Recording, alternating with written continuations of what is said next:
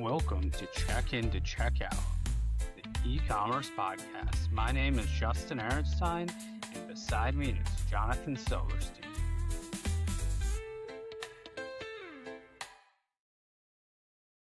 Welcome to Check In to Check Out, where today we're celebrating Daniele Tedesco's birthday, who is the global e-commerce process owner at Essity. Welcome to the show, Daniele.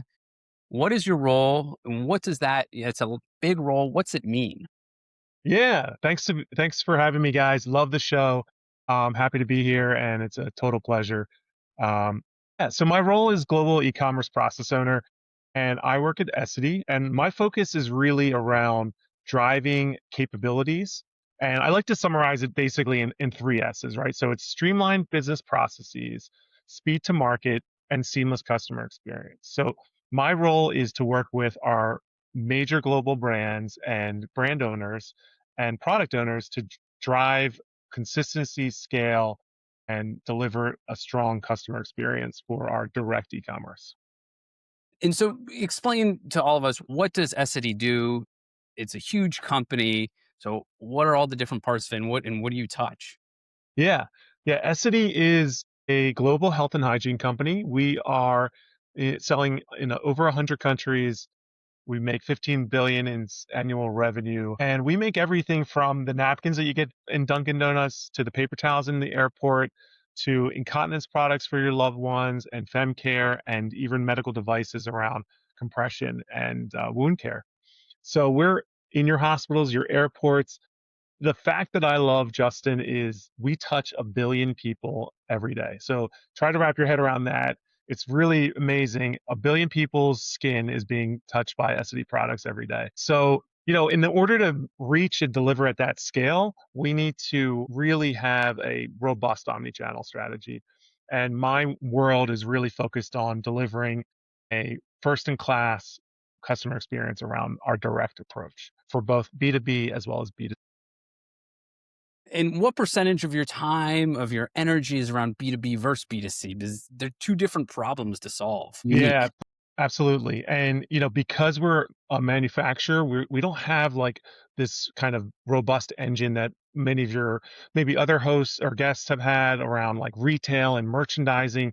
So when it comes to B2C, it's mostly about building brand equity. So our strongest direct to consumer B2C web shop is around Tenna. And this is our global incontinence product. And this is a taboo product, right? So our consumers, they don't want to get caught in that pharmacy aisle, or maybe they're discovering and researching it for their loved one. So we found a really nice niche of customers that want to buy directly from us. They trust us. Maybe they're learning about it, and then they use our retail channel. So it's not an either or. So it's not like stealing from one or the other, but then they'll use either, Amazon or our big retail channels. So my focus around B2C my role started 7 years ago, and it was a real heavy focus on B2C because we wanted to understand and leverage a consumer experience and bringing that over to the bigger portion, which is the B2B. So our B2B revenue and sales that we generate on our direct platform is X what we do on B2C. Really, it's 3/4 of my time is on B2B and one quarter is on B2C, but both are near and dear to my heart. And yeah, and we part of my role was to have to create not just the strategy and to create these templates that we can get into more, but really to create an operating model that can leverage scale. So we share resources between product teams for B2B and B2C. Okay, and go ahead, Jonathan. I just found the name of the company is very interesting. Essity, sort of essential and necessity, which Yeah, is really fascinating. nailed it. You nailed it, Jonathan. Yeah, that's right. We're a fairly new company as far as that brand. It is just about 7 years old. Prior to that, it was SCA, which is an acronym. And there's not a lot of names out there. So Essity what really fit us well. So it hits on both of those. No, and it's got a human emotion, it's got a business emotion, so it's well done, and it's massive. 36,000 employees. It's a big group, 150 companies, and as you said, touches a billion people. So that's a lot of responsibility, or at least ownership, and it can get heady. Um, but curious. So we know you're 75% B2B, 25% B2C. Like, who are you interacting globally? Like, how does your day? Tell us about your day. Like, is it frenetic? Is it organized? Is it exciting? Is it, talk to us. Yeah. So we spent a lot of time building the templates, right? And that was a different phase. And I like to split into three, right? We did this strategy discovery phase, for a year and two, where it started to really build. Okay, this is what makes sense. We're going to build a framework, a template that can scale to any brand, any geography for B2C, and then we're going to tackle B2B. So, and then the second part was really the doing, right? So this is like we're working day in and day out with the product teams, the technical leads, the architects, to build both of these templates that are built on the foundation of SAP Commerce Cloud, but they leverage all of our whole digital ecosystem, right? So our ERP, our PIM, our all of our data stack, right? And now it's about rolling out and scaling.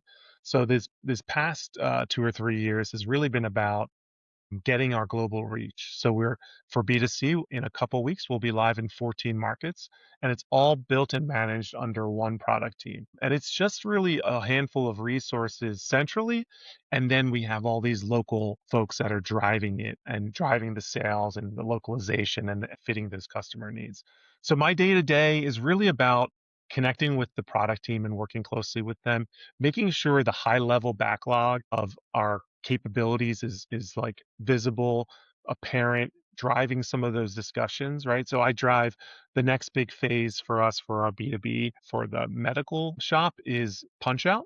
So it's another way to leverage the same technology, but in a different ordering platform. And we were talking a little bit earlier about a lot of our revenue and sales drive is driven through EDI. So this is punch out is another way for us to touch those small, medium-sized customers who don't have the luxury of using an EDI or don't have an ERP. So that's where we fit, is this kind of small, medium, high profit, smaller revenue category of customers. Amazing. I love it. And so you've mentioned this word template a few times. Yeah, great question. So I'll just use Artena B2C web shop for simplicity purposes. So we have basically a composable storefront. So we can kind of quickly slap in a new brand and leverage a lot of the same pages and structure and checkout experience. So Mhm. the template is integrated and connected to all of our dependent integrations.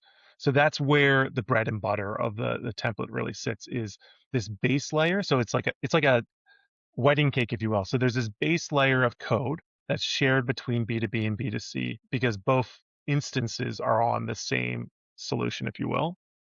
Then there's this middle layer where we start to kind of localize B2B needs and B2C needs. So B2C has this guest and logged in and logged out experience, where on our B2B side, it's primarily you're kind of held out by a login wall. So there's a different public experience on the B2B side. And then at the top of this cake is the real flexibility that the business and the brands want. So this is where they can add, their minutia and things that make it really relatable to their specific target demographic, right? If it's femcare versus incontinence, you have different types of users that need different types of information. That's how the template is in theory. What it looks like for B2B is it's this like fantastic thing now that we've built for two business units, and we're driving a lot of revenue through. On one business unit, our professional hygiene, our Torque brand, they have a headless solution. So we're purely the commerce engine behind. We're driving all the sales, connecting to the logistics and warehouse, and all the orders received, and making sure that that's working really well. On the medical side, it's a headful, right? But it's using the same instance on Commerce Cloud. So on the medical side, we're handling also the experience side, right? All on Commerce Cloud. And that's where you get this scale effect, right? Because now you have two business units, totally different go to markets, right? On the medical side, it's primarily we're selling manufacturer to pharmacy, and in many markets like the US, it's B2B to C or patient. So our pharmacy is placing an order and it's a very specific SKU, and that's flowing through us directly to the patient, right? And that's a wonderful thing that we wouldn't be able to offer without an e-commerce template. And then on the Torque side, the professional hygiene, this is the napkins, really bulky products, soap, sanitizer that you see in the airport. They're ordering truckloads, right? So you're mailing on one side, you're mailing a pair of socks, and the other side, you're filling up a whole entire truck, right? But it's all powered under the same tool. I love it. And so you're using Commerce Cloud, maybe not for all the stores, but for some of them. I want to dig into that maybe just for a minute, because there's always the conversation on LinkedIn. How does Salesforce Commerce Cloud even compete? Why does this even exist when Shopify is so good? Like, why does it even have a tool? But you're obviously not on Shopify for probably many different reasons. And you're finding Commerce Cloud to be the right answer because finish that. Yeah, yeah. So okay, so a couple things with this debate, and it is a debate, and it's a healthy debate. So, and this kind of connects to like one of the biggest learning moments that I've had, right? It's actually SAP Commerce Cloud, but Sorry. no problem. But so when we built this template, I totally underestimated the passion of a few super users to certain specific tools, right? And we really focused on building an enterprise solution that was robust, scalable, bulletproof, right? Like all of our orders would flow. We would make sure that we're integrated to all of our entire tech stack. But some of our brands really wanted to move quick and try and experiment and break things, right? And they didn't have 20 years of already we already had web shops for many years, right? So this was a point of contention, and I just assumed, like assuming is kind of dangerous, right? Assumed that this would kind of all flow and funnel together into one solution. What I realized later was, we needed to provide flexibility in the operating model and be solution agnostic, right? Mhm. So like you know, yes, we have an enterprise solution and 90% of the revenue is flowing through that, but it's not a one size fits all, right? And taking this mindset of attraction over policing, right? I think that's always a dangerous thing in a large organization. If you try to police, you create more resistance or more friction, and you try to attract people to what you're trying to do and to have bring them along. So that's probably one of the biggest learnings. Thankfully, we experienced that on the B2C side prior to the B2B side, and then we made it to our approach and the operating model, and that's where we provided that extra flexibility of going headless for one business unit and head full on the other. Yeah, I mean, it's probably fun to manage both in different areas. So, what's your e-commerce hot take right now? Yeah, I think so. We were talking about this offline, and I think the B2B e-commerce revolution is here. And I think in the next 5 years, we're going to see a major inflection point. And I think this is driven by two major catalysts, right? The one being that professional buyers, if you will, pharmacies, distributors, they are expecting more. And each year there's a gap that's been growing. And there's a great Deloitte article that came out in February that talked about this digital maturity gap in B2B. So the user is already there, right? They've been using Amazon for 20 years on a personal level. Then they go to work and they're expected to be fast, efficient, and task oriented, and then they are interacting with subpar solutions, right? So there's this huge gap. And there's, proof in the revenue that if you are a manufacturer and you have a better maturity, you're getting 110% more margin than someone with lower maturity than our peers, right? And so that's not incremental, that's transformational. So there's that part. Then of course we can't forget AI, right? And I think Gen AI is really going to drive product discovery across the board for e-commerce. I think there is still this trust factor that many of us humans at the end of the day have with our channels. So it's not going to be an either or, it's going to be an all of the above situation. Just like when everybody was afraid brick and mortar was going to die, now we have this new channel, right? And I think really the Gen AI solutions out there are going to be phenomenal for product discovery on a B2B side because as a consumer, you may have like, you may be looking for a pair of green shoes, but you still have this kind of loose specifications that you need, right? But as a professional buyer, if you have the specs and you're just looking, based on a couple of variables, maybe availability and maybe price, you can really leverage a lot of efficiency through a tool that can scrub the web, right? Like Gen AI. So I think these two catalysts are going to really drive and expedite a lot of the B2B commerce that we have experienced. Completely agree. 100% agree. And I feel like at the same time, that same article was written 10 years ago. Right. That like internet was going to change B2B buying. Like, and it did, but it didn't. You're still talking about EDI. And I'm like, Hmm. okay. I remember when I integrated my first EDI, like the first thing I did as a software developer, like, okay, that was cool, but we haven't moved on. Like, we're still waiting for the revolution. Yeah, and it could be, it can be a 20-year revolution, but I don't know. So here's the take, Justin, that, so prior to this role, I was in business strategy and I was driving digital transformation for one of our business units. And this is the thing that was alarming. And this was about 7 years ago. This statistic came out. Our average customer, our distributor, this might be a local distributor in Florida or the Southeast that sells janitorial services products. Their average age of ownership was 55 plus. Most of them were in their 60s. So two things is happening on that front. They're aging out, and either their kids don't want to take it over and it's private equity that's buying it, or their kids are taking it over and they're digital natives from the get-go, right? So I think that could be another factor here at play. But you're right. Habits die hard, and a lot of systems that are embedded in a distributor, for example, or a pharmacy or a retailer are hard to switch over, right? So oftentimes manufacturers like Essity end up bending towards their channel, right, and making everything work.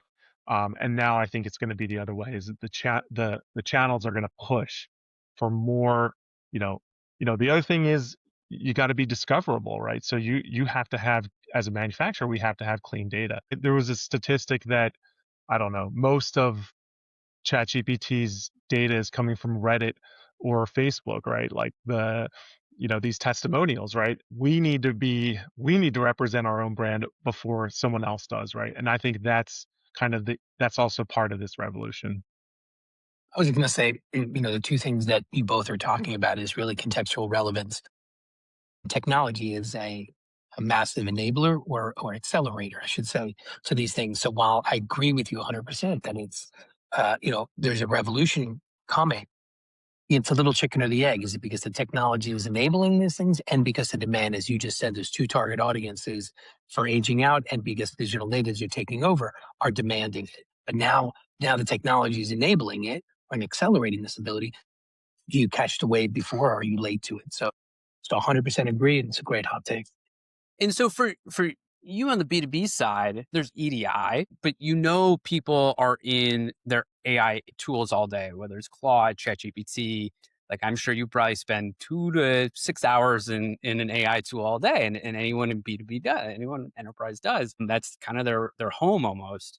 Are you guys building skills to be in these AI tools, these agents that will talk to? Are you going that far? Or is it more discoverability? Where are you guys in that kind of framework? Yeah, great question. I think this is probably one of the hardest things, right? Is first of all, what we're used to investing in is, diaper machines, paper machines, not digital tools, not digital assets, not digital capabilities. So that's one of the bigger things to deal with as a manufacturer, right? And maybe retail channels, they might have a better leg up on a manufacturer. So when we look at AI, and the other part is, as we talked about, our brands are really sensitive. We built years, decades of a relationship with our customers. Exposing them to Gen AI, or to hallucination, I should say, we're very sensitive to that. So we're looking at it as back office. We're looking at it as an enabling our own people, Mhm. uh, and taking our time with it and finding the right products, right partners. to enable our people to move faster. Love that. Okay, so that makes sense. Yeah, you're not building MCP servers that detest that. They're like, hey, order, get rid of EDI, just talk to our MCP and see what happens. I'm, it could be a totally different conversation in a year, right? And I think that's the interesting thing, right? I saw in this same article, I saw this, statistic that specifically for procurement, companies are using, 90% of businesses are using some kind of AI capability, right? And I think that is in a pain point that this Gen AI, I mean, it can create great, beautiful articles and summaries and papers, but it also can help you do this discovery part that is maybe different than it was a year ago, and it probably will get much more sophisticated in a year. And so to continue like your take on B2B, what does that mean for your investments? I mean, so there's some back office things, but what do you see B2B e-commerce over the next 12 months? Yeah. So the next year, I think the focus across the board is going to be machine readable data, right? And I think that should be the focus, right? A lot of this hype around, I don't know, you hear about this solopreneur who's selling weight loss drugs and he's, has AI doing everything in the back. Like I'm kind of tired of that and over it. I'm looking for digital tools to kind of quietly remove effort and for like customers to not even notice. At the end of the day, if the customer doesn't need to email or call us, like that's when something is well designed, right? That's when we've enabled AI in the right way. So I think the first step is really it's not going to be sexy. It's going to be like cleanup, normalization, syndication of data so that and it will probably work with these MCP servers, and it's really going to get all of our house in order, right? So that we are the next CO is GEO, right? And we're on the top of the list. Discoverability. Yeah. Yeah, and are you guys gonna have people seeding Reddit threads? I, that is a fascinating thing. Personally, I'm not a Reddit user. Only when it pops up in my search engines. But I think it's a really interesting power of community that is super valuable, right? Like at the end of the day, we're all human, and we really care about what other humans think about, and that's where Essity plays, right? We create human products. We're very sensitive to like touch and emotion, but the AI agent isn't, right? So we've created all of this fancy UI and all this emotional testimony to connect with humans. And now you have machines, right, that are actually trying to get to the all right, is the product available? What's the price? And does it meet your specifications? Yeah, Yeah. especially in B2B. I was going to say that, we interviewed, was it Giovanni from Italy. If you haven't seen that episode, it's a great one. And he kind of talked about a similar point here that, you know, brand push versus consumer, driven. And it's that push and pull all the time. He's in Italy is coming face to face with more of the Americanized, hey, consumer has a point of view and the reviews are driving your business. Even in a B2B situation, as you described earlier, B2B people are consumers too. And they have a consumer mindset and have had an experience where the expectation is, let's see what the reviews say, let's see what customer says. You know, I like that you're sitting in both seats and it's not divided, even though, where the profitability and things are going on. So I just have a question, like, where do you like to spend your, customer was saying like you spend a certain amount of hours in AI, but, where do you where's your favorite time of the day for business that you're spending your energy? Yeah, and I'll just make a comment. I did catch that episode, and it was near and dear to my heart because he was talking about pharmacies and selling to pharmacies, right? And that is a big customer demographic for our medical B2B shop. And what he highlighted and what's like so I mean, it's not the fun part, but it's the complicated part is like these nuances between different markets, geographies, how to sell into the US and how to sell. And like that's the secret sauce behind B2B businesses is like pricing, I would say, and also how to work with these different municipalities and get your products on in front of the customer, right? It's not just you pay the best SEO and SEM, right? It's like, or generate that drive, but you have to really understand these nuances. So I like that episode. But when it comes to where I like to spend my day is we have a launch coming up. I think these are the exciting moments of this is the chance to get like the team together and get behind it and see it go live in a new market or enact a new feature that customers been waiting for. I think it gets the hard part of my job is really when I get into these discussions around tools and you get dragged down by kind of narrow sight, like narrow sight around clarity on what is really important for the customer as opposed to like opinions, right? And I think that my best way of mitigating that, and if your listeners are struggling with this in a big corporation, is really shift the focus to capability. Don't talk about system, talk about capability and how it relates to the customer. And that is going to create a neutral ground for all the opinions in the room. So yeah, that's a Great little. advice. Great advice. All right. So where do you like to spend your time?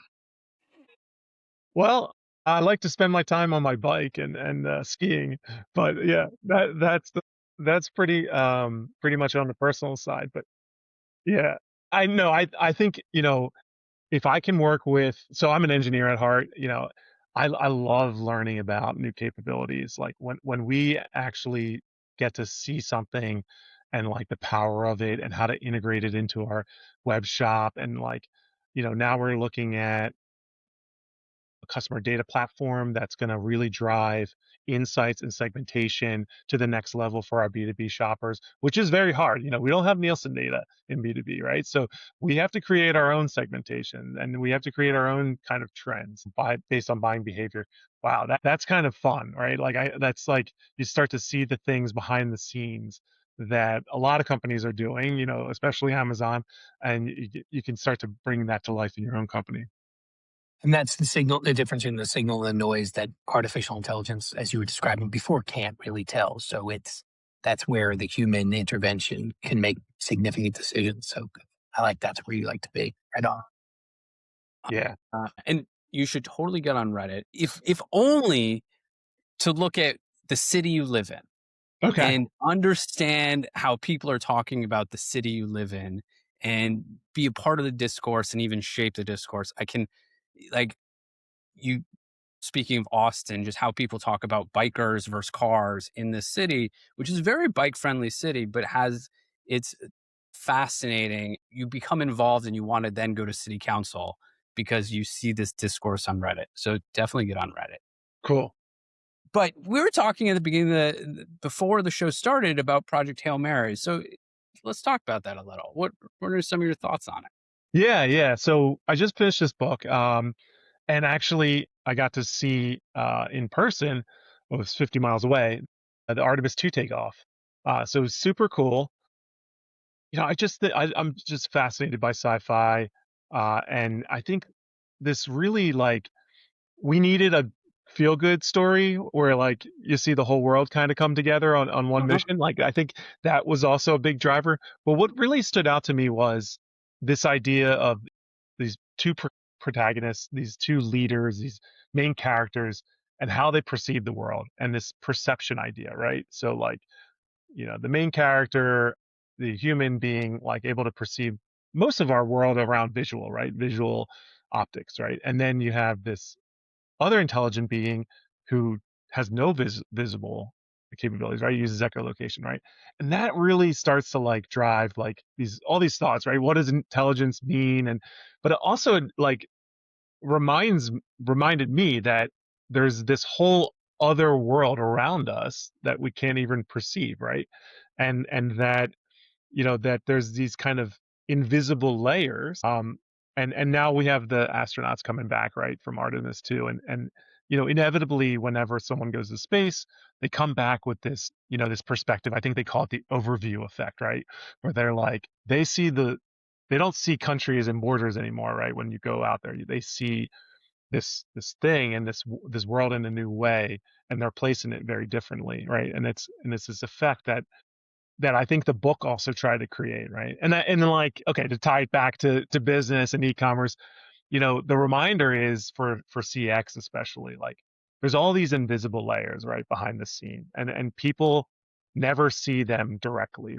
And even like executives won't appreciate, that you built a master data governance tool, right? But the customer feels it, and they definitely feel it when it doesn't work. Yeah, I think another way to say this is like, or something that I say all the time is someone's perception is the reality. It doesn't matter what your reality is. Their perception is their reality. And you need to address that perception. You need to fix that or whatever. And that's what you address. And of course, addressing what's driving that perception is the way to get there.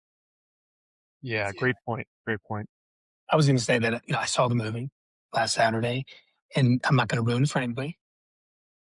To use your words, it is a great feel good sort of um, homogenizing, kind of like we're all together in this kind of thing. And to your point, our first order of business always is to figure out how we communicate and connect. In this case, these two aliens, foreign beings, human intelligence, in order for things to work as a core, and those two problems, whatever. But amazing story, and I love how you brought that back. Nicely done. Yeah, yeah. I mean, it does come down to communication, right? Like And communicate. understanding. Yep. Coding and coding this thing and understanding. And where is it coming? Reference points and you have embedded beliefs and thought patterns that you carry with you, and that is omnipresent throughout the movie. And then when you learn the other side, you then learn, and you appreciate, and you become greater in empathy. So the more we interact with others, the more we understand. It's great. Absolutely. Yeah, different perspective, the same destination. Nice. Awesome. Well, thank you so much for your time. This has been absolutely amazing. Where can people find you? What are you kind of working on now? Yeah. I'm on LinkedIn a lot. I try to keep a regular cadence of sharing ideas there, and I attend a couple different conferences a year. Headed to Sapphire, SAP Sapphire in a couple of weeks, so that's exciting. But yeah, I think LinkedIn is probably the best way to reach out. Awesome. Well, thank you so much for your time.